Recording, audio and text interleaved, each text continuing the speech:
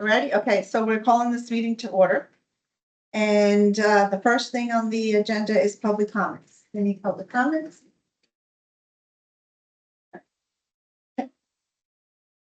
Community updates? Do you have any community updates? Not, you did invite, I did send, Captain Cleo Okay. the, information, so I anticipated Were you able to send it to the officer? the officer, but I did copy him. You copy the officer? Okay. Well, maybe I should give them that community update right there. Okay, so you know that, welcome everybody, by the way. I'm Maritza. So a couple of years ago, maybe now 3 years ago, we approved 2.5 years, whatever it is. We approved, in our budget to have a community officer that we're calling the same, similar to the East Tampa officer that they call the environmental officer. Okay. And it's an officer to come and spend time in Drew Park and, you know, it's paid out of CRA money. Okay. So just to, you know, in East Tampa, there was a big, help me out, Cedric, but it started because there was a big problem with dumping and code violations and et cetera. So they had the environmental. Then I was at a meeting with the heads of all the CRAs, not the political people, you know, like us, and Ybor City was asking for us to split a person with them, you know, half there, half theirs. And we felt like, okay, and come on in, we have a six. And we said, okay, and we said, really, we could use one on our own. So we have our residential sign, we have our community sign, we approved one, okay. So we haven't been able to get it, the person, and the reason that TV has been able to give it to us is because D1, which is where we're from, District 1, has been understaffed. And until they get staffed, they can't give one of their people out to a special project. So they're under by 20-something people, I believe. So if you know anybody wants to be an officer, send them to D1 so we can get the staffing up and get our guy. Okay. In the meantime, though, they do have something called, they have community, like community policing program. And where they have some officers that spend time in the community, and our officer, started spending time, last week with us. And we did invite him. It is after his shift, and, you know, we'll have to figure out how to get him or get a report from him. Maybe, so he said he's dealt already with some, you know, homeless camps. So I think some dumping, and he's had some success, and he was here this week as well. So I said, okay, well, you know, when I was talking to the head of D1, his name is, I get his title, everybody's title along, is it corporal, lieutenant? You? Theo, yeah, captain, okay. So Captain Alex Theo, I said, you know, we can start with just a couple hours a week, you know, and let's get started. Let's get someone get to know the area and then get to know the business people and get to know residents and, you know, and they stepped up and they're doing it. So that's a good thing. So we've got to start it to the program. So that's the update on that. At some point, I want to tell you, this may just be the best time for it, to talk a little bit that we made a presentation at the CRA board last Thursday regarding everything that was happening here in Drew Park. We get to go once every 4 months, 6 months, something like that. 8. About 8 months. 8 months, somehow I get there sooner. I must be pushing out, being pushed out there, so, okay. But we go up every so often and we just kind of say, hey, how things are doing. And so I was able to speak about the park that we're really getting really close to having a ground breaking, you know, ribbon ceremony, right? And then, you know, I gave a little briefing on the Lois and Brady project as well as the mobility project. Everything's very high level, very, you know, basically saying, you know, these folks have done what they need to do, you know, moving over permits. There was one, was it the park one that you guys say will have permitting by summer, or we'll have the design by summer? Yeah, so And- that should be completed by the end of the summer. And I said, in the last meeting and in public, I said, but we need a specific date, I mean, a specific month. And so were we able to get one? To date, no. But we're estimating hopefully by the end of August. Because end of summer could be, you know, you can go by the calendar, you can go by anybody's just, you know, determination of what end of summer is. And in Florida and Tampa, that could be October, you know, or November. Yeah, so I did ask for a specific date. As you just heard, it seems like it's end of August. So in 2.5 months, we should have our designs for the park.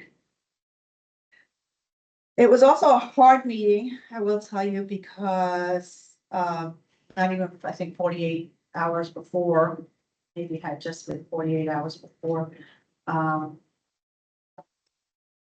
council person or councilwoman or council member, when Henderson had passed away suddenly and unexpectedly.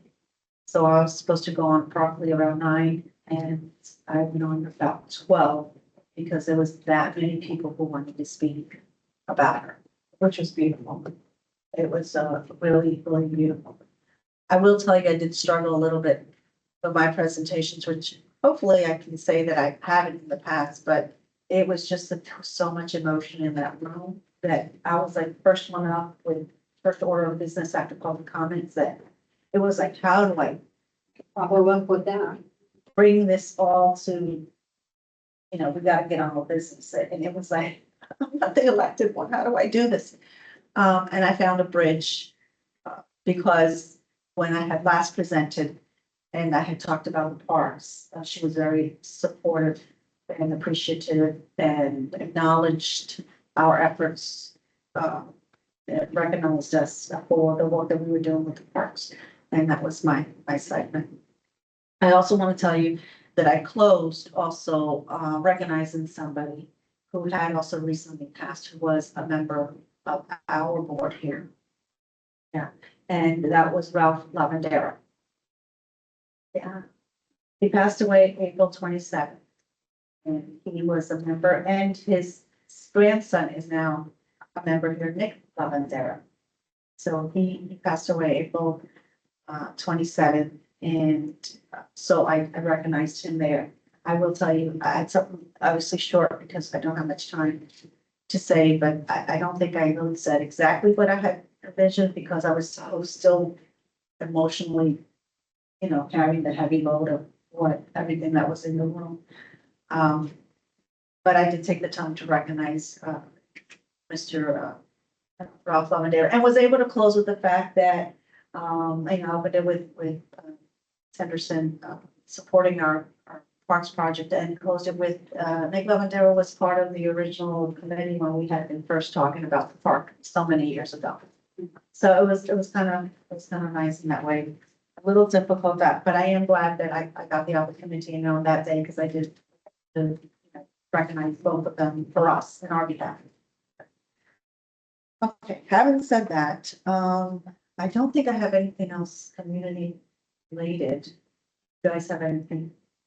Then we'll move on to approval of our minutes. Yes. So I'm looking at the packet and the items that was presented, the minutes were omitted from the packet. So Okay. So we'll move on to the next one. yes, we'll, Okay. if we could please to the August meeting. Sure. Thank you. So presentations is where we're at, A, B, and C. So A. Yes, I'd like to call up Mr. Jack Smith with ACP and Associates. The board has voted to extend the contract for our communications piece. ACP had been primarily working with the Ybor City CRA, and now they were going to be working with all of our CRAs. So he's just going to come speak with you all about some of the services they're going to be providing across the board. And without further ado, I'd like to call up Mr. Smith. Hi, everybody. I know I was here a couple times last year, so for those who don't remember me, my name is Jack Smith.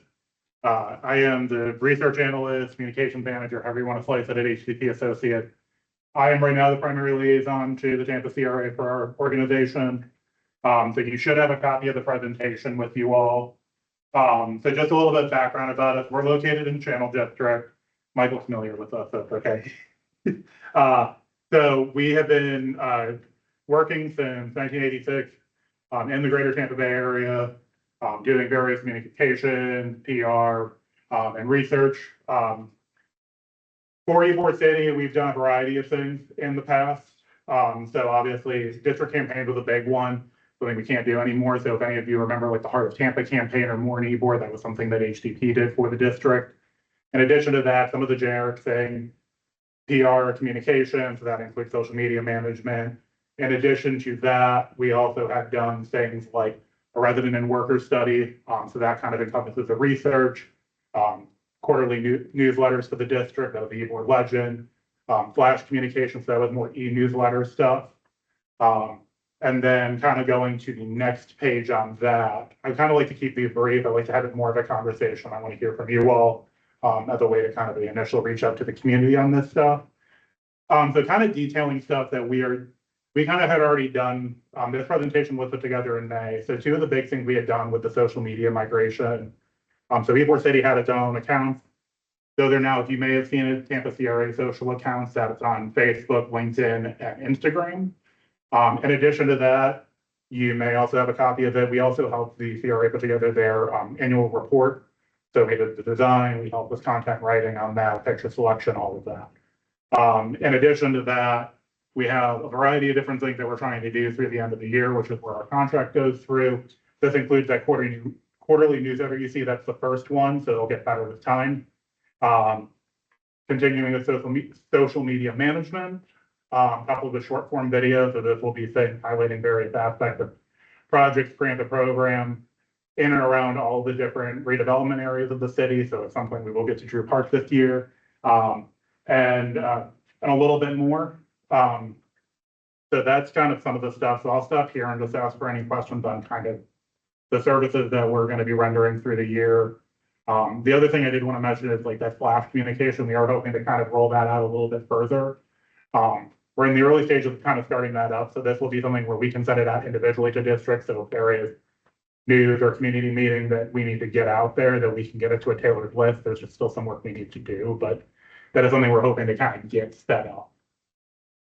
So I'll take any questions at least now to start, and I'll kind of continue on with like kind of some of the other work we do on social media more specifically.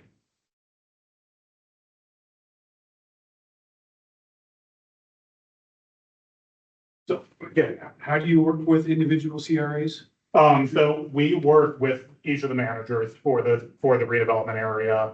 And then ultimately, like, we're trying to help put up that content for them. So whether that is the content creation itself, trying to like, so I would say it's like, we don't directly work with each of y'all on the CAC. We work through the managers, putting out the content, whatever that may be at times. So this, again, right now, I will say, if you look at the social feed, it's been very heavy Ybor, East Tampa, West Tampa still. Everybody but us. Yeah. Yeah, so I was gonna say, your contract ends at the end of the year and you haven't gotten around to us yet. So when is that gonna? This is what you just said. That's a you question? No, I said it's on me. It's on you. Yeah, it's on me. To make sure that they're supplied with the information similar to the renderings that you shared during the CRA board meeting last Thursday related to the park. That's the kind of information they will be conveying to the community. Yep. I'm not like a social media person or anything. So how do you reach Tampa community? Do you do, what is it called? Facebook pop-up ads, or how do people find you on social media or? So we already had a very large following. I guess across the three platforms, we're a little bit over 20,000 followers, with the most of that being on Facebook, followed by Instagram. These accounts have been growing.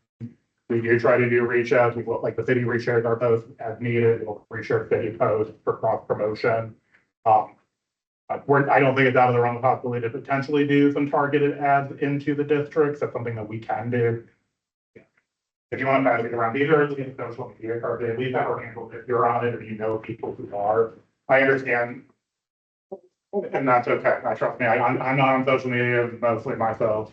But so, we're still trying to work on ways. So we got only approved back in May. So, this has been doing this work and this capacity has only been about a little bit over a month. You know, there's still a lot of things that we're trying to iron out. This is part of the reason why I wanted to come here and speak with you all about to get some feedback on ways to reach out to your members in the Drew Park community. You know, I recognize that it's split very heavily between residential and industrial, and that you know, it's different than something like East Tampa, which is very heavy residential, or Ybor City, which is again an entertainment district. I live there myself, but I recognize that getting into these communities and speaking with people is going to be different. So how is the interaction from the community to your, how do you get information from the community other than the CRA? So I mean, I'm looking consistently, you know, online, figuring out what is there, you know, looking at any community groups. So anyone within the community can access the page, so could they, who responds if somebody reaches out? So if it's directed to us on the website, it does. Now, if you want to have some information shared, it should be the second to last slide. What we ask is that you reach to Cedric in this case, being like, hey, the CRA, like it's again, the community meeting or something else that you want the CRA to share on social media, whatever that may be, that you send that list of, there's a little list of information there that we ask for. And then either we create a post or we can share it from the other organization. So Michael, I'm gonna pick on you. Yeah. West Shore is doing something in the Drew Park community. We can reshare that on our page. Because we are limited by Florida Statute 163 to only disseminate information. So like, we can't say, go to this event, we can say this event is happening, especially if there's something like a road closure that is going to affect the community. That is something that is within our purview from how we've been working through this, like this contract so far. So something as simple as sharing the dates of our meetings. Yeah, and we do that usually on Sundays. We have been trying to share when the CAC meetings are happening. We are hoping to also make that a little bit more sophisticated as things get more online. So like, if agendas are put up online, we can be able to share a QR code where people can scan and go directly to there so they can get that information directly. So these, again, it's a small way that we're doing it. You know, meeting notices aren't exciting or fun, but we have been doing that when they've been happening. Another question. Yeah. What about, you know, Spectrum News is like on a lot of people's, because we have Spectrum as a cable, and they always have a community page or community section. Is that something that interfaces where it could be? We can definitely look at it and share information I from think that. it's free to. Yeah. That's something I would have to talk more about, but that's definitely, I mean, I like that idea, so I will definitely keep that in mind. Again, right, that isn't a full process, you know, there's gonna have to be another RFP at some point to get a different communication firm in here, or the city is gonna have to hire somebody within the CRA to do this communications work. Whatever the way that goes, I'm not privy to that information. I'll just be completely candid. So how long have you been working with the Ybor City? So we have been working with Ybor cities in some capacity since 2016. I have only been doing that work since about 2023 myself. But I have been working consistently since then. So we've had a lot of experience working with an individual CRA.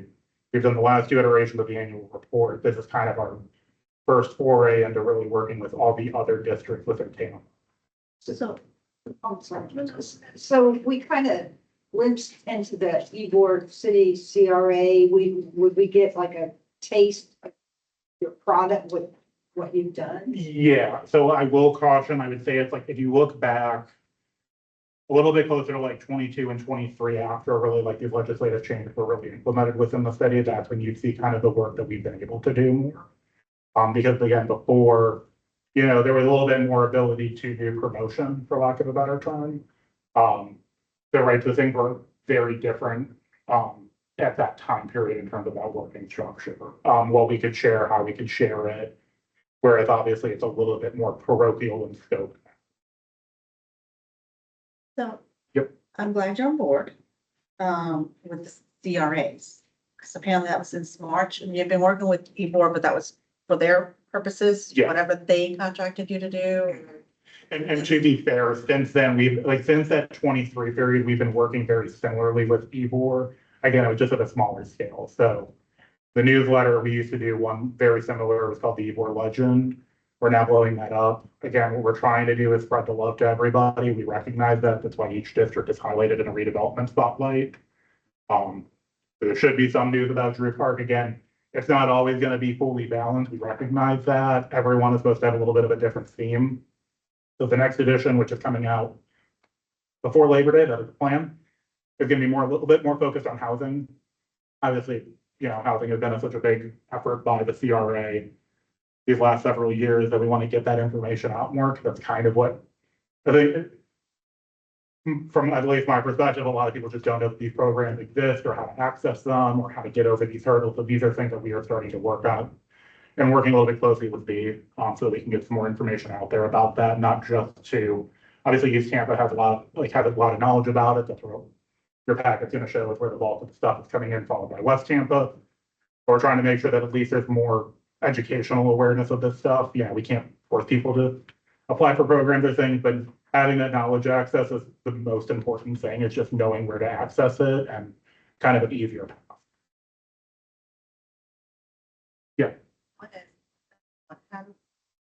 It's a nice newsletter, just quickly read it through. At the end, you have what is a CRA, which is great, because step one is, what is a CRA? I know a lot of people.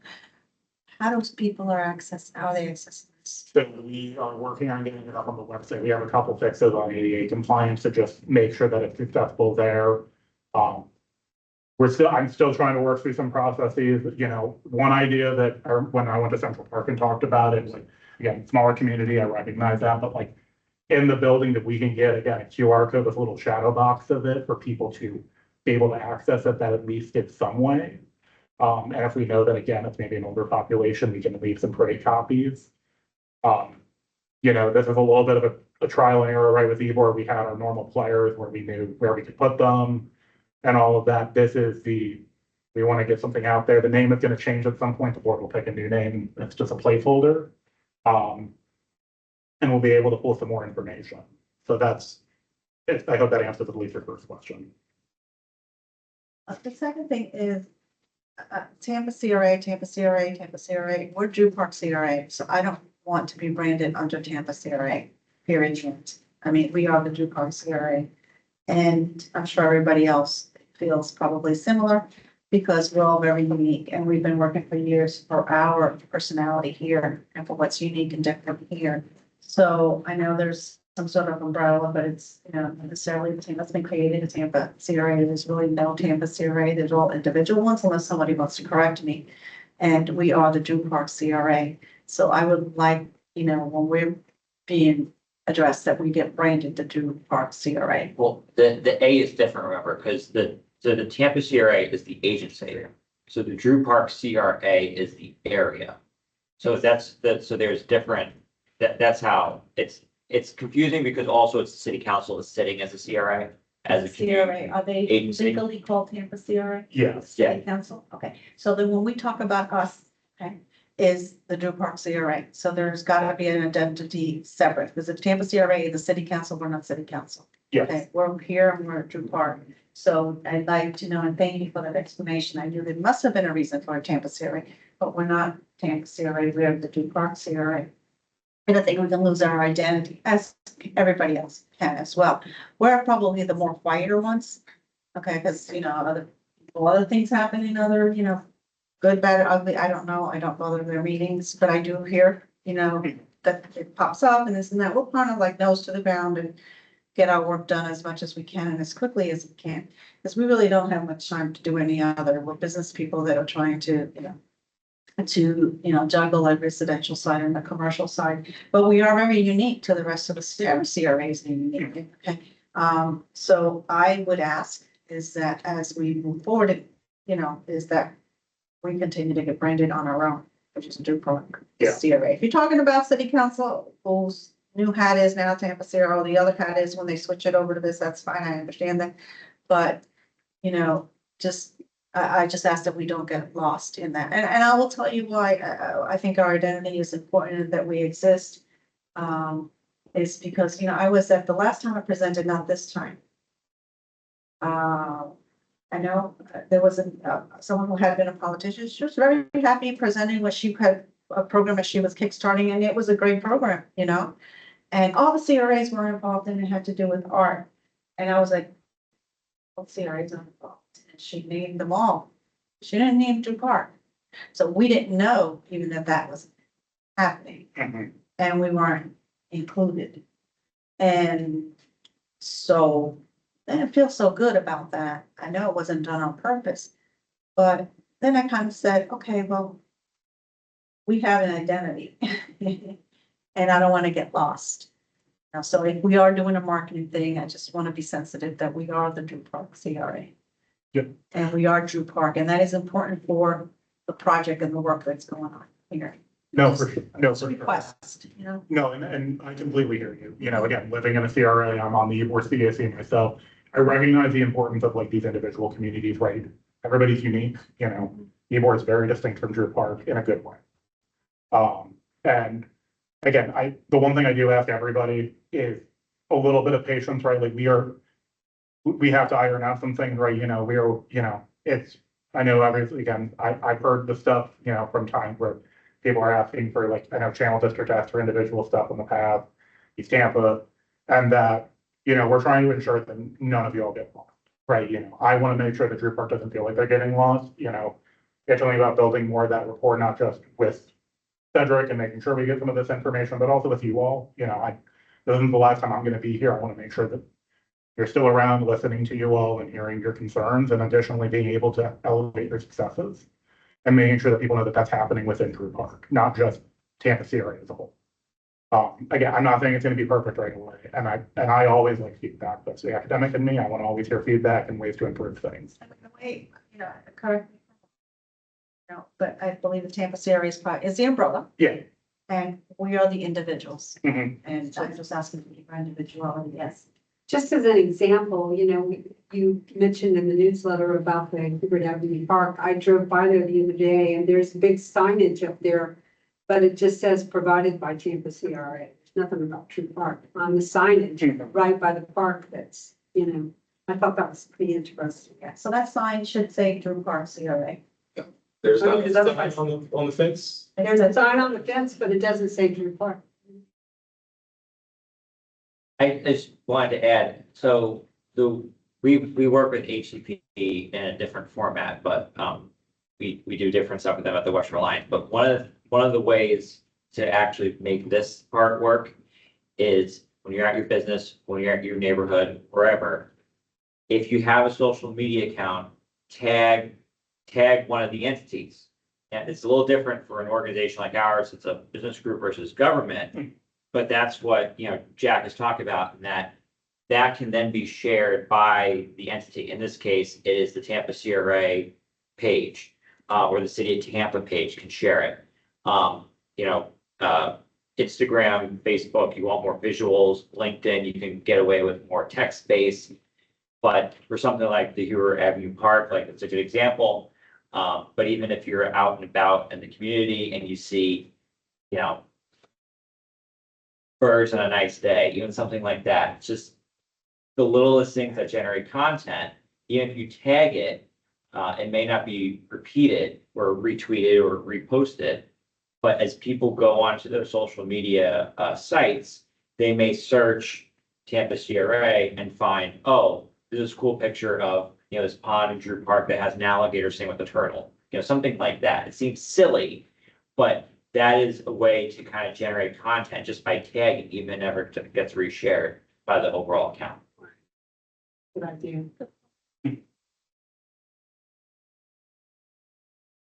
So again, if there is any content, again, thank you, Michael, for bringing it. Tagging is great. We can reshare it. I know last week, somebody who received a commercial grant in East Tampa tagged Tampa CRA. It allows us to easily share that. Sometimes, especially depending on your settings, we can't share it unless we are tagged. So it is an important step, but even additionally, again, if there is something, if you send that information to Cedric and it's approved, we will put it up there and we'll make sure, you know, to put the necessary identifier there to ensure that people recognize that it's for Drew Park. We try to ensure that the little individual CRA logos are used. If it is talking about something specific for a district, if it is CRA wide, we will use like the generic Tampa CRA Strengthening Communities logo. That's kind of the. Identifier markers, it'd be nice if. Next one, you can highlight that. Yeah. They're on there, all up down, they'll be brief. But she, I'd say, well, I'm talking about ahead of them, we need to talk about that. Set, what you find? The one with the little propellers and. Would you have to have like a file, like a JPEG or something? Who would have that for them to? Who owns that? Yeah, like, Well, they could send somebody out to take a picture. Yeah, I mean, I've had to do it before, going out and getting content. The city has. That's somebody back into my. Yeah, no, trust me, I don't want to take, I don't want to be, I don't want to take a picture of people in Newport, bleeding on the street. I wouldn't want to take a picture of a Dennis sign in Drew Park, so I get that. So, yeah, yeah, we can go get pictures, this is something, again, I mean, if you want some content from Yeah. us, if you need some. No, I mean, we could do it too, like Michael says, but I'm just saying. but no, it's important to hear from you all. It could be a little story, sometime in the day. Drew Park came in and keeping its history with the, military and so forth in the Drew Park airfield, and this is what they have. You'll see it right across the still maybe there. I wrote it for you. Yeah, no, and that's the thing, is like, again, it's getting some of the more educational content out, because it's also informing people in other areas. Great, it's important for people to recognize some of the shared history, some of the unique history that each of these areas have. I know all the time Ybor and West Tampa are brought up as a very shared, connected history, but that's not but there's connected history across these districts. Absolutely, and that is something that we created to identify ourselves as our, to brand ourselves, and so it's what's created. Okay, anybody else have anything else? just to clarify, so it doesn't have to be something specific on our agenda, our meetings. It's anything happening in Drew Park. I wouldn't say it's anything happening in Drew Park. What I would like, if it's geared towards the CRA, that is what we are trying to really reshare and repost, or share out there. I don't think it's a bad practice that there is something in the community tagging us, because I think that it creates that association about like the area and where it is, and the other entities in there. But again, I would also kind of defer to Cedric a little bit too. Yeah, ultimately, anything that is being funded. So as I alluded to, the Hubert Avenue Park and the rendering that you shared, that's something that we could funnel to HCP for them to do a post and maybe blurb on that, or even That's a nice idea. even maybe some of you as individuals, as I'm hearing the conversations you're thinking about, you all being members of the Drew Park CAC.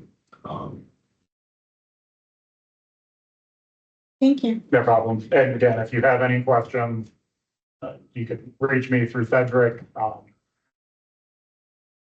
Pretty easy to find. That's all. Find you. Yes. and- Thank you, and I'm Thank glad you. you're here, and this newsletter's really nice. Yes, we had a direct hand in the Compliments. newsletter, quarterly newsletter. We just presented that last Thursday to the CRA report, as well as the annual report that we're required to do per state statute at the end of every March. So thank you, Mr. Smith. Next, and I'm gonna call up Mr. Nick Bennett to just provide a brief update on the mobility and safety improvement projects and the design. Ben. All right, thank you, sir. Good evening, everybody. Nice to see you again. Again, Nick Bennett, project coordinator with the CRA on the project management team. No formal presentation like Mr. McRae said, but mostly just a significant update on the mobility, connectivity, and safety project since the CAC's recommendation to proceed back in April. So as of this month, both work orders have been issued, and both notices to proceed have been issued for both the speed mitigation study and for the construction level design work. And so I just wanted to come in, make sure that you guys knew that that project was on and going as of this month. Notices to proceed have been received. Timeline wise, the speed study portion is due to finish fall of this year, and additional recommendations and that deliverable will be delivered and presented to you at that point in time. The larger portion of these work orders, so the construction level design for the work that Terra Tectonics had done and recommended will be done spring of next year. And so we'll keep you updated on progress in both of those work orders as we move along.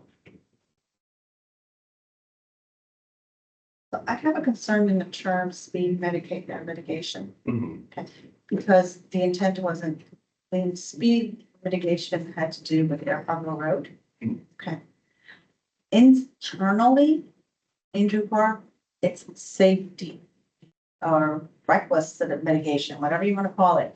But calling it speed mitigation gets back to how many cars, how quickly, come on, we've been there and done that, and that's a conversation we have with mobility, and here we are again.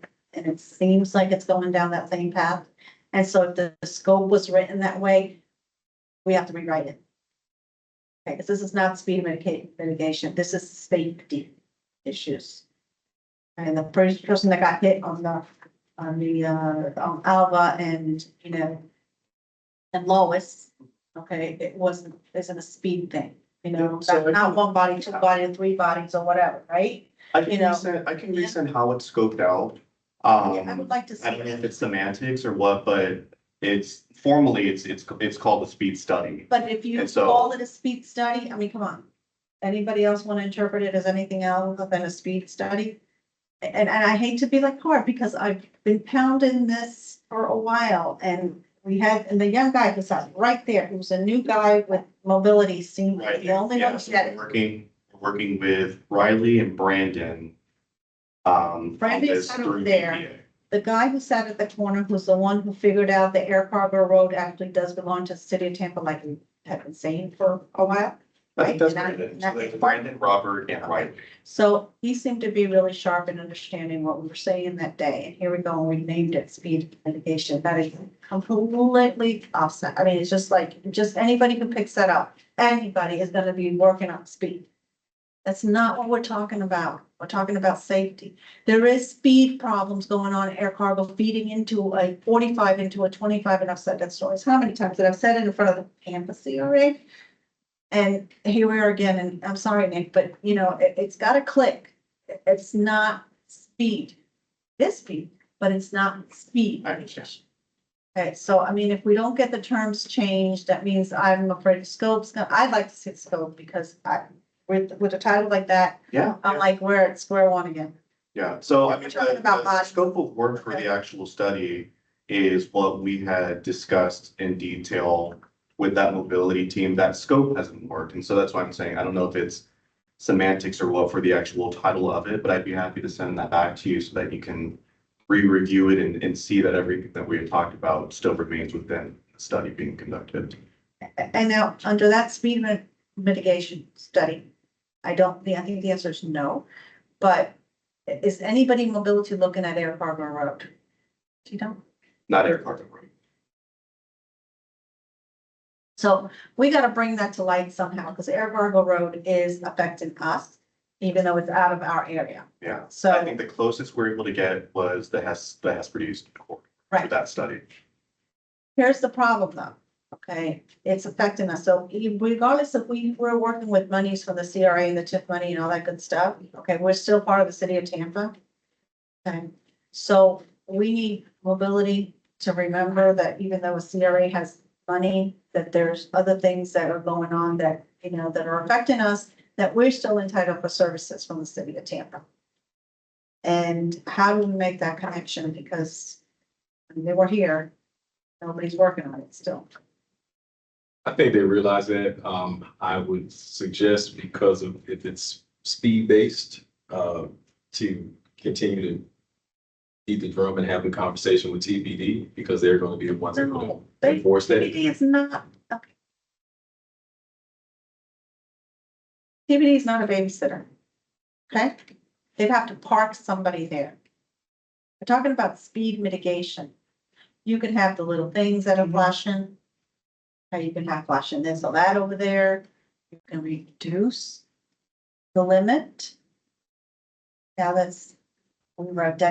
somebody identified that it belongs to the city of Tampa that controls it, not the airport. I mean, come on, Cedric, we've been saying this for years. So I know it's out of our area, but somebody's got to shade mobility and say, hey, assign somebody to this. How many more times do we have to, how many more years do we have to ask for? Because, you know, we are entitled to City of Tampa services as well, outside of the CRA, because the money from the city, you know, I always remember Tampa CRA contracts City of Tampa to do the work for the Tampa CRA, right?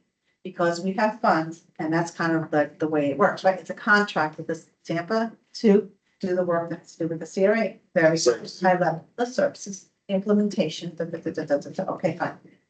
But that, because we have TIF money, I'm gonna repeat it again, doesn't mean we're not entitled to the regular, you know, City of Tampa services. And, you know, somebody's got to look at that, my gosh, and it's not TPD. TPD can only put on tickets when they find it. Well, I was just addressing the enforcement piece. I understand, but the enforcement piece is not the problem.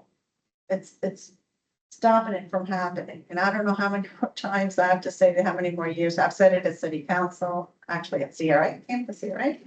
I've said it here. It's been a topic. It's not in your hands.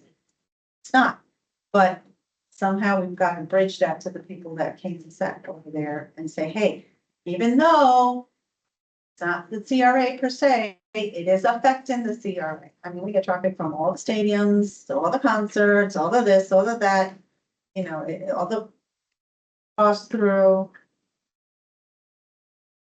I mean, if you need help, you know, Councilman Miranda met with Tampa Mobility and asked them for help, and they, you know, they've never gotten back to respond to him on that meeting. Remember that meeting? They've never responded back. I mean, respectfully, they should. If I could just add, not knowing 100% about the product, but the issue with Air Cargo Road is in part the way it's designed and where it's supposed to access. So if you think about, you know, Air Cargo Road goes up to Hillsborough Avenue, which is a major FDOT highway, and then connects down to Tampa Boulevard, which is not really that, nor is, for that matter, MLK in this portion. So you have this issue where the road is designed for, say, 45 miles per hour, and people drive 55. So even if you were to drop the speed limit, and this is the problem with speed limits in the state of Tampa, you could drop the speed limit all you want, but if the road is designed for 45, people are going to drive 55.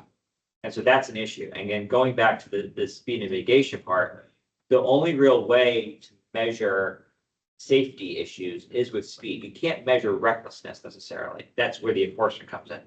But you can measure speed, which is why sometimes that's the fall back on that. So one of the things that the city should be doing more of, and maybe this is, you know, a future conversation, but things like four-way stops, those are ways to limit the cut-through traffic. Because many times what happens, especially in a neighborhood like this, and you talk about like after Bucks games, after Rays games, whatever, people haul butt to get to air cargo, and then that gets them to Hillsborough Avenue, that gets to Veterans and points north. They're following, in many cases, Google Maps, so they're following Waze or whatever. If you identify where you want those four-way stops, those map systems will kind of funnel the traffic where you would want it to be.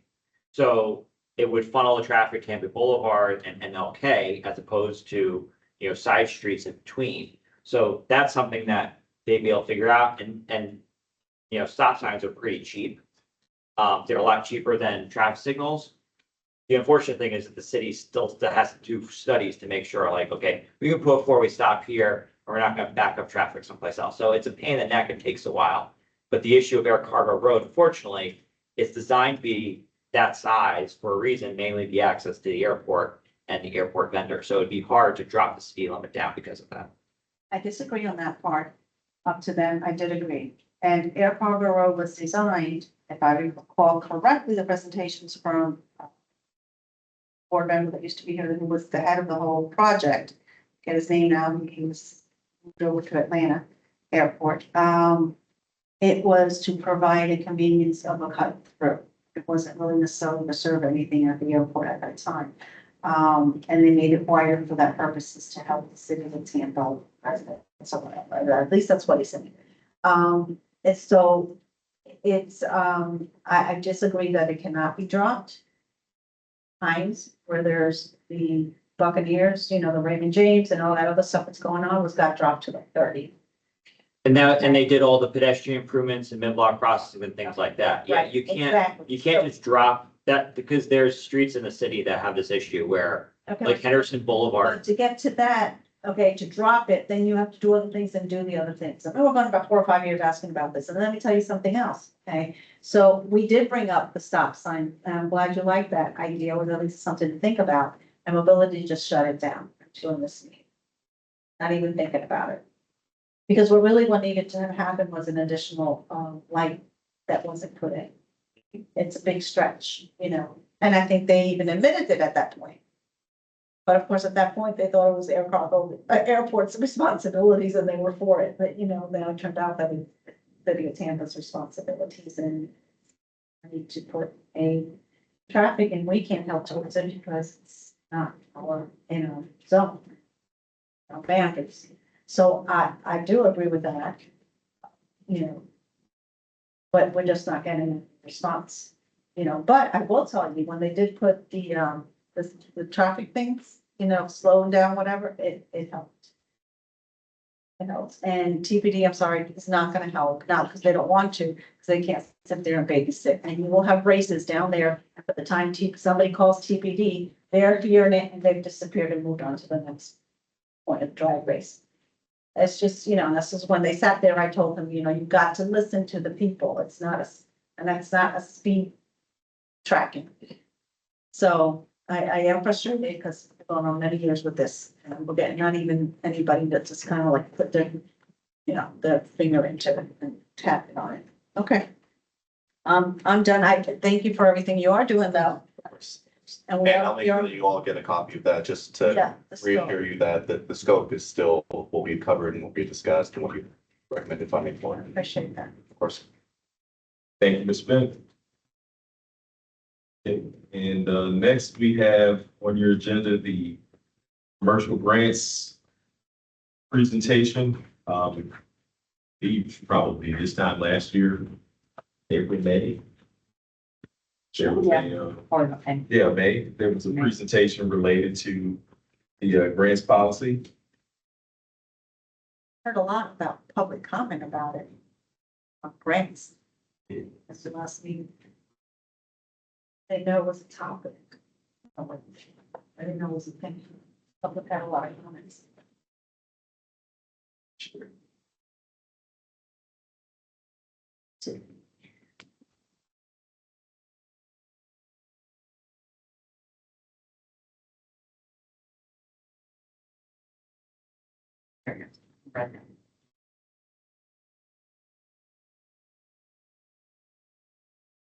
Good evening. We are your commercial grants division. I'm Andrea Rosshaven, and with me I have Celeste and Tiffany, and my fellow economic development specialists on the grants team.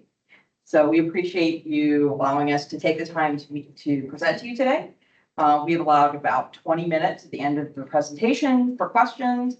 So if you want to answer as many as we can get through, it'd be helpful if you have questions as we go through the presentation, hold them to the end, maybe write them down. If there's a slide that we go over that you want us to revisit, you know, write down the slide number, we'll be glad to go back to it when we take into questions, right? Right.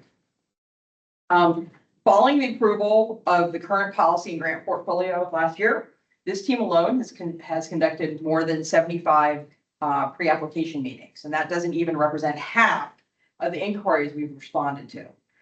Regarding grants. So as we've been having these various discussions, we've identified some areas that need improvement, like elements that may not have been outlined clearly in the policy, guidelines not quite accomplishing what the board's original intent was, terminology not specifying how things will be applied, initiatives not having as great an impact as we expected. And so we've gone back and we've proposed some revisions to improve these deficiencies. So here are some proposed revisions that are consistent with board directives. Special project and special project and non-city funding requests will be limited to $1 million and city funded requests to $5 million. Guidelines and limits are also proposed for city funding requests. Any expenditure over $1 million will be reserved for CRA initiated projects and must follow the city's procurement process.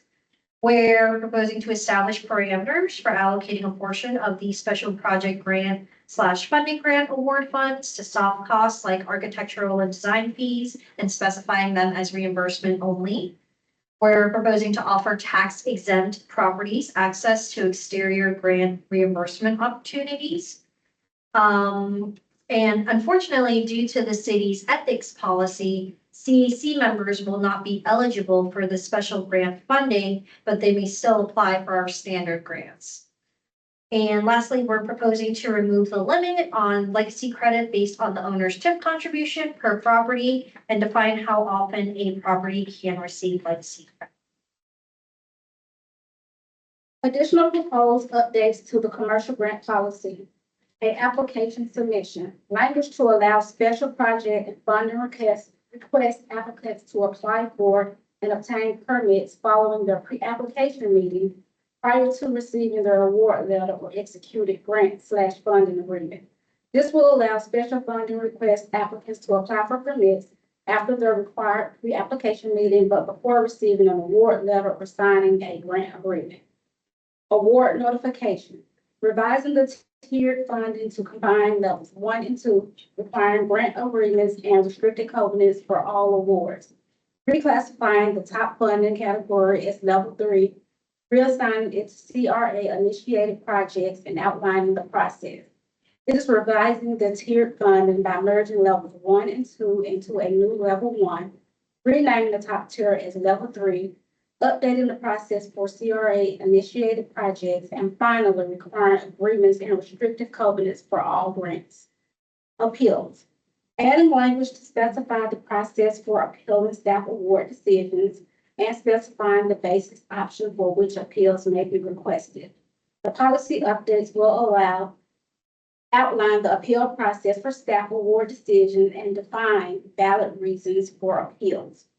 Resident grants. Added the newly approved residential grant process to the policy.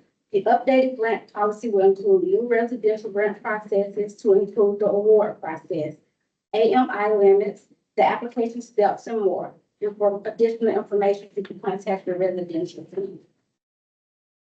And some of the proposed changes that will be simply with clarifications of existing internal policies that have appeared to be a potential confusion points for some of the applicants, such as defining our intended meaning for commercial use and mixed use, consistent with definitions already established in the city zoning code, universally applying the prohibition to reimburse for sweat equity or to contractors with a familial or financial relationship to the owner or applicant, and specifying the property owner's attendance is required in all pre-application meetings.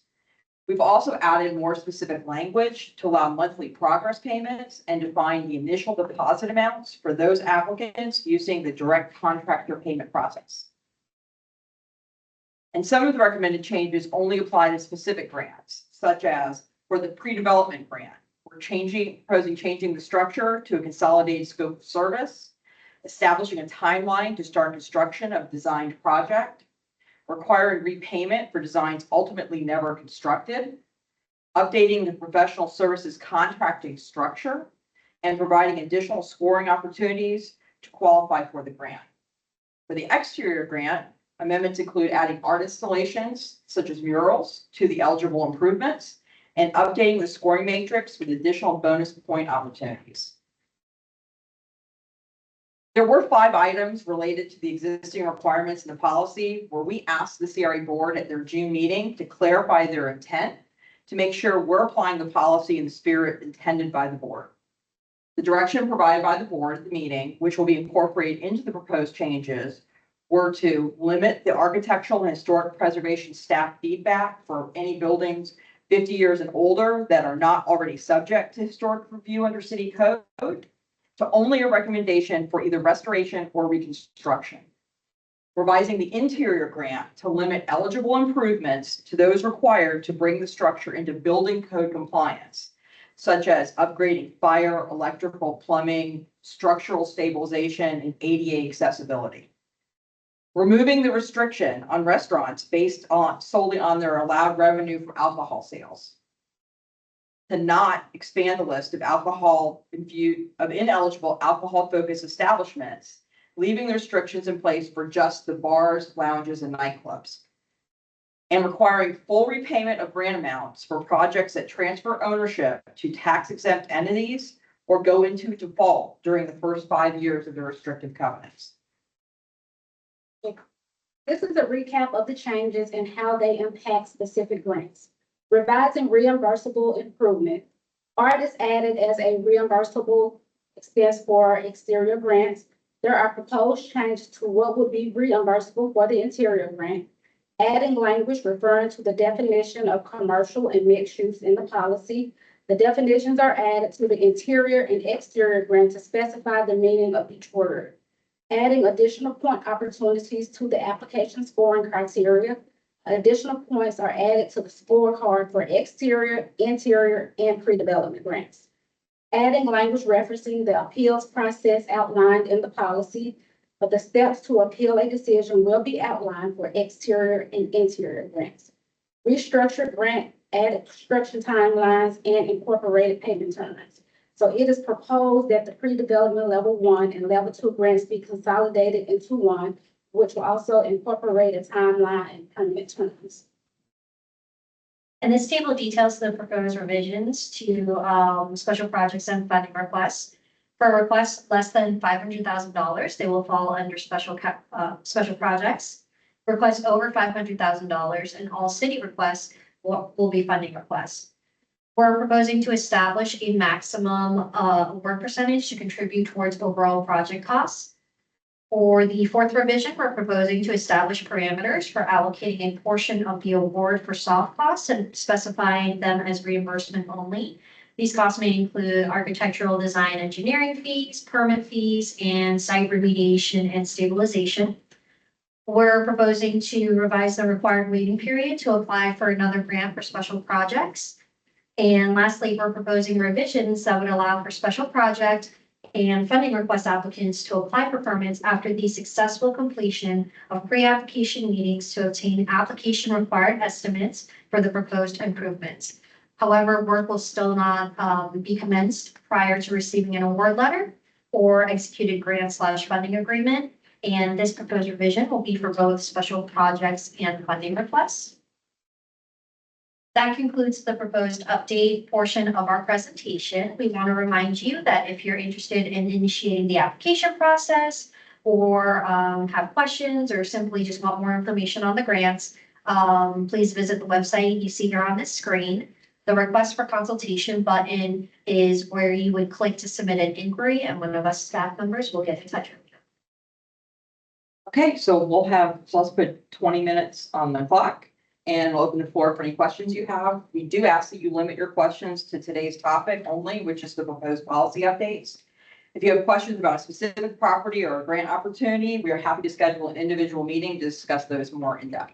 So, questions? Information. One question about the, where you're talking about the owners couldn't, if it was a commercial grant and the owner couldn't somehow gain any benefit from the improvement. Did I read that wrong, or is that?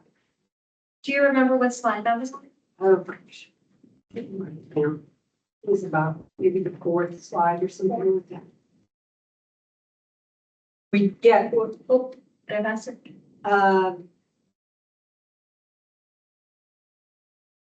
Prohibiting reimbursement for improvements made by applicants, owners, or contractor in which the applicant or owner has a financial. I can't imagine that any commercial grant that would help an owner would not gain some kind of financial. So what this really is addressing is, I'm Jim Smith and I have a building at X address and I'm going to do improvements on a grant. But as Jim Smith, I also own general contracting company B. and I want to hire contract company B to come in and do the work on my grant, on my grant funded project. So that is the most common situation, and it has occurred in the past, and the original policy corrected that for some of the grants, but it unintendedly didn't apply across the board to all of them. And so the revision we're doing now is to make that consistent for all of the grants. And so if your wife owned a design company, you can't hire your wife to be paid for design work on your grant funded project. So that's basically what that is intending. That is a real thing that happens. Yes, very much. Well, I just know in a school that I was in South Tampa, that the company that was hired to do the networking underground, they specifically thought it was cheaper to do a certain type of wire. And then when the wire failed because of the rain that got in there, then that same company was hired to fix that. Mhm. So I thought, it's just like, you know, No, this is really prevent a conflict, basically. yeah, you know, conflict, I see so, that. Yeah. Sorry. The story I know of is someone had to do a public art project and the guy hired his girlfriend, who's not an artist. So she got like whatever amount of money and she like, threw some paint on the wall. So he got to pocket like $5,000 or whatever it was. Yeah. But you would think that there would be some kind of way that, if it's a legitimate person, that you shouldn't restrict that person if they were legitimately connected somehow. I guess it's just a policy. Yeah, it's from a fiduciary responsibility perspective, there's lots of people who can do that type of work. Yeah, The only person doing it shouldn't be your relative or your business partner. Like if you get a grant, you shouldn't be able to hire somebody that you're somehow like own part of a company. They'll come in and do the electricity, right? Something like that. Right. Yep, basically that's it. Right. Anybody else? No? Okay. Can I say something really quick? So, and I'm looking at some of the business owners at the table.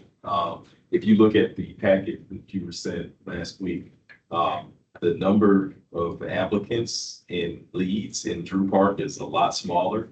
If you all can assist us in getting the word out, we're gonna commit to, we did a ride along, didn't we? Did we come Drew Park? Yeah, so I brought, matter of fact, no, I couldn't get a hold of you that day, but I actually took them through because I wanted to introduce you to your great project. But we actually rode around Drew Park on a Friday afternoon just to specifically look at various businesses that could benefit from some type of exterior grant or interior. But we can't. We can. You can apply for a standard grant, Or yeah. standard grant, not for a special projects grant. So if it's over a certain amount, then, it would be an issue. And we vetted that with our CRA board attorney. And, so there's been a lot of conversations about that. So Ethics, city's ethics policy. here, whatever, we could only do whatever. Interior, exterior pre-development, those are the standard grants. So those pre-development's not currently open for applications because we're still undergoing procurement for that one. But when that opens, but those grants you can access, it's just the special projects. What are special projects? Michael, you have any explain it? I guess it's under the context of what your grants would. Yeah, it would be anything over $500,000. Oh, geez. No, there's special projects. Over Yeah, the 150. so, well, it's special projects, it can be $10,000. It's special projects are grants that are people who are applying for grants that support the CRP and are things that we could fund that don't meet the criteria of the standard grants. Say you are a nonprofit, right? Nonprofits cannot apply currently for any of the standard grants, right? They don't generate tax revenue, property doesn't. So if they owned a building, they wanted to fix the building up, they couldn't apply for a standard grant, so they could apply for a special projects grant. If you were asking for something that's special that we don't do, an example would be, we had a historic building who needed a full roof replacement after the hurricanes, right? Our grants don't allow for full roof replacement. They will allow for repairs, but not replacements. So that's a scope of work not allowed under our standard grant. They can apply for special projects grant in order to request for that. So it's kind of it lets the board have the ability to consider special cases for work that otherwise would meet the CRP and the board objectives and be allowed under chapter 163, but don't fit into the mold of the standard grants that we've written. And all of those grants go to the CAC, go to the staff recommendation, they go to the CAC for a recommendation, and then they go to the CRA board for approval. That's special. That's the something special projects. Not If it's- defined that we don't even know what they are. Right. So rule of thumb, have a conversation or set up a time to meet with this team. Yeah, I don't have anything going for- on, but you know. For a consultation, so they can kind of talk, you come in and discuss what you'd like to see done as a business owner. And, or if it's a homeowner rehab or what have you, and then they can help you navigate that space. And well, the website went by really fast. What was the website that we can find the information on? Tampa.gov, CRAS. So what we're saying is our people in Drew Park really don't know about a communication specialist. Well, we've had some interest. I can think of a couple folks that I've seen down there and they're just in conversation that have expressed a level of interest, but sometimes what happens is, you know, they may have to get some ducks in a row. Maybe they have to go secure some more financing and then they'll come back at a later date.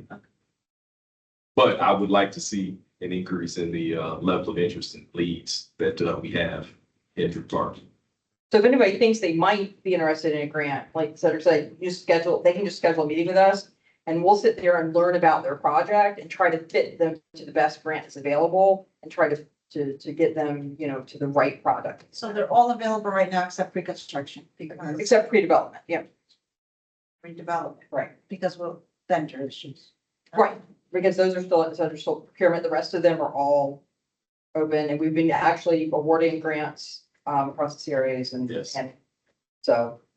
Actually, in the newsletter, there's one business owner. I saw that. Yes, they're in West Tampa, right off of Maine and Albany. So, and they apparently have a huge social media following. So they were operating in a trailer and now they're improving the structure where they're going to be renting. And they're slated to move in hopefully by the end of the year, I believe. So yes. We have another one in East Tampa with Strip Center. They just completed their exterior work. I think they have 12 units. They just completed the exterior part of the project and they're getting ready to start the interior project. Matter of fact, it's a plaza right on the 50. southeast corner of 50th Street, MLK, right across the street from Pepin Distribution. Okay. So if anyone, seriously, yeah, we'd be glad to talk to anybody who's interested. All right. So all these to be approved, sent to the board on the 24th, all of our amendments to the July 24th meeting. And then if approved, the new guidelines and policy of going to effect at the beginning of October. Well, I mean, what I would like to say is I've seen this grow from the facade program to this, and it's, I mean, not that I've been involved or anything like that, you know, but throughout the years seeing it grow, and I think it's, you know, nicely done. You've developed it quite a bit where it's, I remember trying to get the fence approved, you know, it was a big deal and to allow for fencing. Yep. And they now look at everything, you know, that I think a lot of that came after the reorganization. Yes. I remember, I think. So congratulations. Thank you. Is what I wanted to say of all of it. I've seen the difference. Thank you very much. Thank you. Thank you.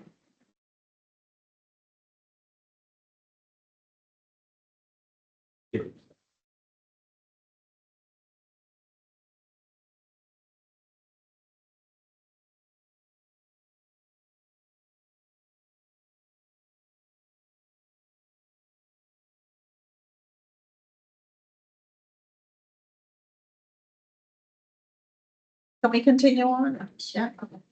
So I'm not, the manager staff report says, I guess, Cedric. Yes. Yes, I provided the monthly updates in your packet, related to, this project tracker, the, housing rehab and renovation programs and things of that nature, the commercial grants piece. And, we'll take any questions if you have any. And, I would like to say thank you. I did receive when we sent the notice out about our chair, former chair Henderson, Yes. in her passing. I did receive some, emails, positive emails as it relates, reflecting on, interactions that you all may have had with her, during her term as a CRA board chair or city council. So that was definitely appreciated. So I just want to say thank you for that also. Yes. So. In communicating to our community, are we able to, like, do we have to have a motion? Can we get a sign at the park that says Drew Park CRA? I don't see why not. I mean, if you want me to go draw one, but I think Susan is correct, and it is a Drew Park CRA, and then, we put it right on top of the Tampa CRA, it wouldn't be a problem, but it needs to say Drew Park. Because number one, it communicates to the community that there is a Drew Park CRA. Okay, we are very unique. We have people that are just all over the place. So we don't, education is an issue. It's challenging. I kind of wish that we had a contract with them to help us with our unique issues here, honestly. Maybe like Ybor City did, but more us. Do we have money in our budget, something like that? Do we have to make a motion, something like that? Do you have money? Yes. I would like a little bit of time to check the feasibility of getting that done. There's a couple sign companies in Drew Park. Actually, it'd be nice to buy it from them. You have to follow our procurement process and they have What's to the be a limit? vendor.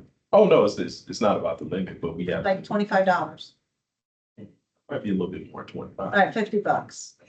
What's the limit that we have to go, when we come out? But- We have to have a vendor, a certain vendor. Yeah, we have to, we're bound to use our city procurement process, so we couldn't just But what's the select. limit? What's the limit? I mean, there's P cards and what have you, Oh. or it's allowed for things like this. No, we do have the funds. It's not about, I wouldn't say it's about the limit. So do we have to have like a 3-month process to get a vendor to do this, to design and blah, blah? I mean, come on, give me a break. I don't think it would take 3 months. All right, it should take a week. Cedric, do the signs, like the blue-green signs, because I saw one just drive by this morning, past something. They say the revenue sources or where the funding sources for the projects, did it say that on the sign? Shouldn't, it may say from your tax increment funds or something to that You have a effect. picture of it.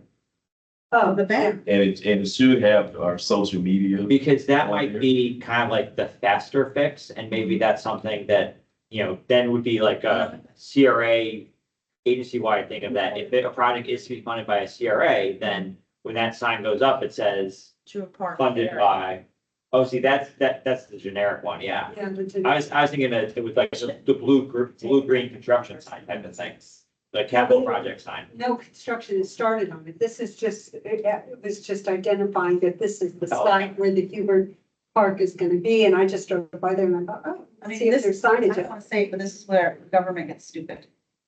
Okay. I mean, if we have to wait around to be able to purchase a $50 banner that says Drew Park CRA tax to whatever. Yes, ma'am. I mean, if we want, we can design one ourselves. I'm being silly, but. I second that. If it's a motion, I second the motion. Okay, let's make Yeah. So Let's make social. the branding process that we went through, with the reorg you just discussed, with a year and a half ago. That was, the CRA board actually had a hand Yeah, in well, I'll making go those to the decisions. board next week, next month. With those items and wanted to keep it, across the board. Yeah, I think that's what the intention is to kind of believe this out, make us all vanilla. I didn't think that was gonna work. So shall we have a motion to have our own banner there? Anybody want to make the motion? Oh, I'll make the motion. Anyone want a second? I second it. Okay. All in favor? Aye. All opposed? Okay, so moved. We want a banner on our Huber Park. which I don't know who's even named it Hubert Park, but, you know, we never even had discussion about that, but that's maybe for another topic. It's in the Yeah, it's been named, I don't It's recall, Hubert Park I don't design. have a hand in it, but we'll get that down. Fine. Okay. For the record, I just want to make sure I have the motion in the second. The motion was made by Susan. You need to repeat what the motion is for him. I make a motion that we have, a Drew Park, the, identified sign for the Hubert Avenue, playground or park. That's reflecting Drew Park, is that what you mean? Yes, reflecting Drew Park as the funding source. Okay, and the second was by, thank you.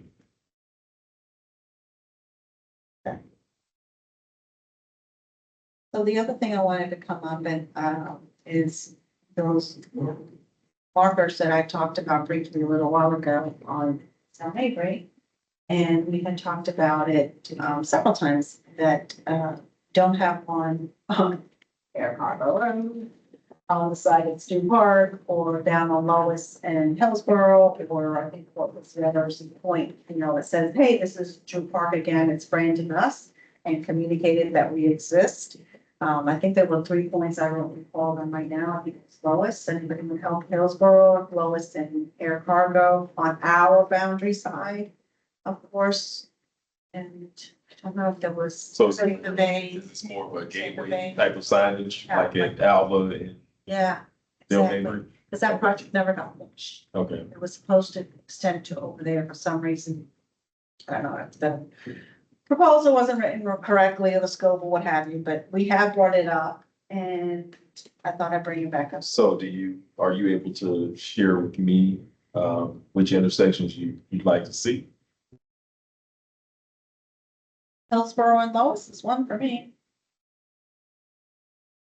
Air Cargo Road and on our end, on our side, because it has to be on our side. Air Cargo, you know, you should probably know the boundary, wherever the boundary is.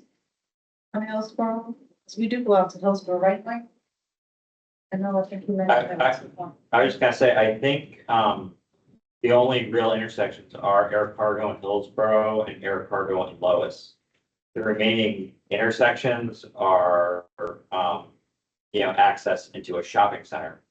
Because all the other right of way, it kind of cuts off. And then once you get past Air Cargo going westbound, your next light's at Hoover, which goes into the airport property. So it'd be Air Cargo and Hillsborough, Air Cargo, excuse me, it's actually Lois and Hillsborough, not Air Cargo. Whatever. So What about- Lois and Hillsborough, and then I have Air Air Cargo in Hillsborough. On our boundary side, Is Tampa Bay Boulevard one of? so wherever that falls. It may not be actually at Air Cargo. Yeah, there is a boundary issue there. I know that was part of the holdup now that I remember, but the Hillsborough and Lois was not a holdup as shown for holdup. And all it had to do was we had to figure out where to put it. That was the whole issue. Looking on the boundary. So we just got to do that again. Did any of those conversations come from the property owners or was it FDOT? No, FDOT, the problem with FDOT was, and they didn't really have a problem, it's just, you know, it takes long, it's government. Was Del Mabry, and honestly, that took, I think, 2 years to get FDOT to say that it was okay to put it on Del Mabry. It was an FDOT issue on Del Mabry. But I don't know, does anybody know if we have one in Tampa Bay? That's what I was just saying. Del Mabry, yeah. Okay, so it's one of Del Mabry. I was just looking to make sure it's in our family. It is. Oh, so that's the alarm. Sorry, you should have turned it off. It's probably next to the website. Probably in the browser. So you want to be branded. Sorry. In case you- We've been working as this, we were the second CRA, no one knows about us, but you know, maybe that's better. So to just want to make sure I'm clear as we look to move forward and do some research on this. Hillsborough, Yeah. Hillsborough and Lois and Air Cargo and Hillsborough, Tampa Bay and Del Mabry, Tampa Bay and Del added Mabry. by someone on that corner.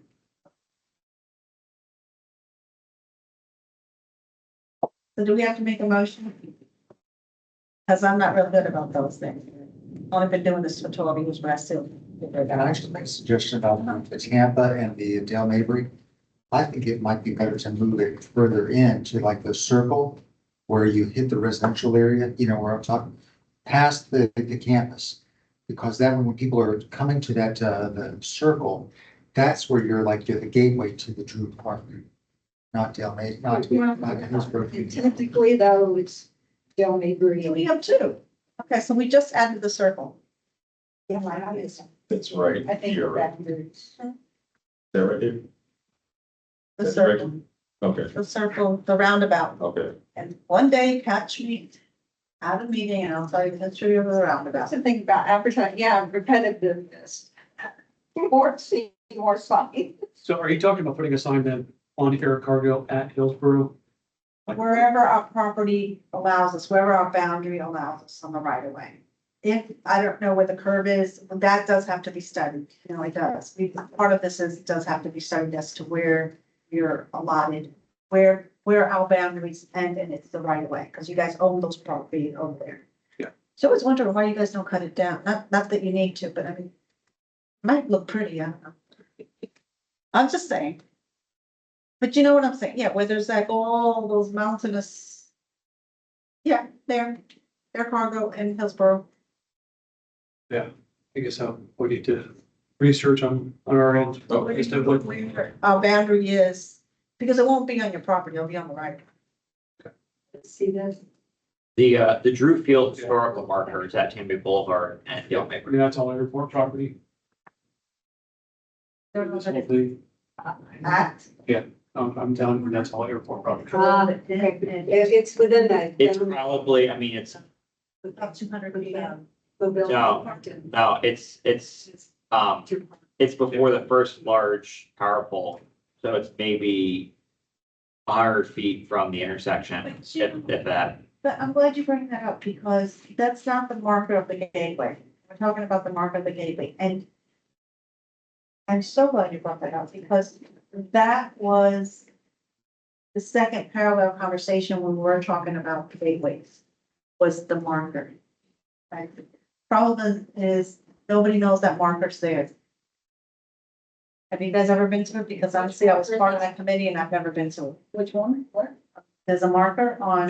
The Drew Field historical marker is at the intersection of Tampa Boulevard and Dale Mabry on the HCC corner. And then a little bit further in is the Tampa neighborhood sign says welcome to Drew Park. That's before the We're gonna have to go to the HCC field trip. drop off entrance. What brings us to the point of what he's saying, and these were parallel conversations going on, I think they were born on the same night, is that maybe we have to do something to enhance what Mike just brought up, because, I mean, none of us have been there, didn't know it. All I was saying. No, so maybe we just got the balloons out there or something, you know? They're not as obvious as what you're talking about, the branded signs or the propellers. One doesn't take away from the other, one is the gateways, and the other one is the historical boundary. I think it's interesting that if you go into the public building where where you have to pay your taxes and all that, what's that building called? Oh, yeah. Yeah, there's a huge historical thing inside there, including an old airplane. I don't know if anybody's ever been inside Yes. there, but there's a whole history of Drew Park in there, even signage of like the old Drew Field. There's all that is in that building. So if you're just, sitting there for an hour or 2 hours, however long you have to sit there, you can look at all that stuff. It's quite. I think it's extensive. the area, yeah. Yeah, it's great. Looks like a little museum. So I will share that we have several of our CRAs or CACs are dealing and going through the process of establishing wayfinding signage for those specific areas and or gateway signage. So you may have an opportunity to do that, and start that process. What it looks like, I'm not exactly sure. Well, we already have the design. Right, no, Now we have the I location. got, yeah, I'm gonna do a little research and find out exactly who did what and whether or not they have a CCNA with the city. And then, so if they do, then that be a lot quicker if they have a That's continued comment. contract. Regarding that, it may be a good idea to find out who, I don't know who can help you with this, but, who actually made the the gateways because one is damaged. Yes, actually, I have access to that information. Ms. Ross even actually provided, probably not too long after Mr. Nico left. Well, she was with us for a while, so Yes. he knows us well. Good. So we have to do a motion. Okay, I will commit to try to bring some information back in August. If because y'all- we're not meeting next month. As it was decided some time ago that we don't meet in July, right? Well, if you look at several of the CRAs and part of the reorganization, we had the conversation last year with some of our leadership and board members. As the managers, traditionally it's very difficult to get quorum in July. And, people are traveling, kids are out of school, so on and so forth. So it was almost to the point where, why? And then that gives us some time to kind of focus and readjust. We're also going through the budgetary process during the month of July. And so December and July, we could discuss not having, our CAC meetings. And I had commented, I think last meeting, as long as we didn't have anything that had to approve because, we can't stop our processes. We do have anything that's coming up that needs to be approved for July, right? Because we're just rolling right now. We just need to know a hard date on that, Yes, design, whatever it's we talked about, design. Summer. yes, and I'll follow you up with Mr. Farrager. We'll see if we can get with the consultant and present it to you all in April, and then we can go from there. I'll provide that information to you. Yes. Speaking of breaks, because I thought I saw it on the CRA, the overall CA website, is December a mandatory break also? I thought I saw that. Well, July. on our side, yes, for a CAC meeting in December, because it's holidays, it's also very difficult to get attendance. And then, for instance, we had 2 CAC meetings tonight. We had 2 yesterday, I believe, yes, and then, so It's a lot. there's layers That's a there. lot. We only have so much And staff. we get used, Right. so. So yeah, December and July are traditionally harder to get a quorum just because there's want to attend the CAC meeting or go to the holiday party. Yes, sir. Is it possible, because I'm one of the persons that has like evening responsibilities, Mhm. is it possible to get the dates from August till through November? Yes, Okay, great. yes. Publish them on that website. Stirring up business for you guys over there. So Yes, sir. I'm gonna interject quickly. All the CAC meeting dates and times are on the campusarea.gov website. There is a tab. It's, I think, like the middle of the page. So it has everybody together. It's in alphabetical order, TP. Tampa.gov/CRA, CRAF. It's actually the last line on the card.